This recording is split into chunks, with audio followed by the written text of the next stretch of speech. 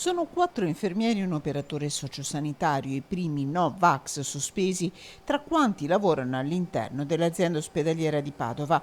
Un procedimento che il direttore generale Giuseppe Dalben riassume così. E queste 5 persone non potevano essere collocate in altra situazione lavorativa e perciò sono state sospese. Non avevano una motivazione valida per appunto, non essere vaccinate. Intanto il coronavirus continua a essere un osservato più che speciale, anche se il dato con cui esordisce il direttore generale nel suo bilancio settimanale è di quelli che lasciano qualche spiraglio di speranza.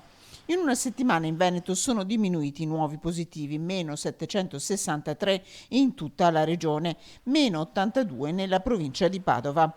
A preoccupare è invece l'andamento dei ricoveri. Attualmente in azienda ospedaliera sono ricoverati 27 pazienti, 22 non vaccinati, 6 in terapia intensiva, 15 in malattie infettive, 3 sono donne incinte non in situazioni preoccupanti, 3 bambini, il più piccolo dei quali ha 7 anni. È una situazione non certo stabilizzata, da una parte sembra che i nuovi casi stiano, come dire, diminuendo, dall'altra però stanno aumentando i ricoveri in terapia intensiva.